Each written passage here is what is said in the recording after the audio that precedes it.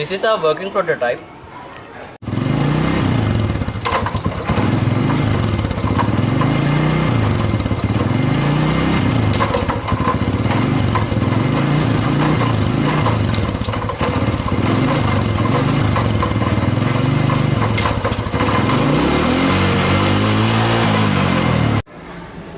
In the prototype, we have three main working units: the speed sensing unit, the punching unit, and the control unit.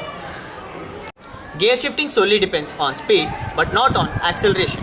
So, to sense this speed, we have placed a speed sensor onto the front working wheel.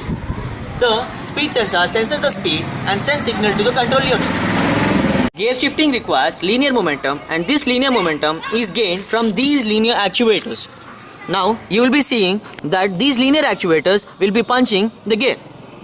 This was forward punching and this was reverse punching. This is a control unit. You can see 5 indicators here. This indicates the gear suggested by the speed sensor, and this indicates the current gear, I mean in which gear the bike is running on. And also you can see 3 other indicators. When current gear is lagging behind suggested gear, an yellow light is indicated, which means forward punching is happening. That's brilliant. When current gear is leading suggested gear and green light is indicated, which means reverse punching is happening. Here, the current gear is lagging behind the suggested gear, so the control unit sends signal to the solenoid actuators to punch, and this punching will continue till both the current gear as well as the suggested gear gets balanced, and when this at this balance condition, a blue light is indicated. This tells that the bike is operating in the correct gear. Let us see the forward gearing mechanism. Consider a situation where the speed of the bike is 40 km per hour. The speed sensor sends suggested gear to be 4 and the current gear to be 1.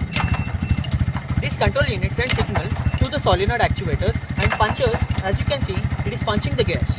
This continues till both the suggested gear as well as the current gear gets balanced.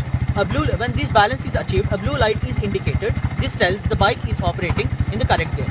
There are even other situations where the speed sensor suggests either third gear or second gear, and the control unit sends signal to the solenoid actuators to let the bike to operate in a correct gear. This is the reverse gearing mechanism. As you can see, the current gear suggests 4 and the suggested gear suggested by the speed sensor is 0. The control unit sends signal to the solenoid actuators and the reverse punching happens, and this continues till both the current gear as well as the suggested gear gets balanced and the neutral is achieved by the bike. So that means the bike is operating in the correct gear.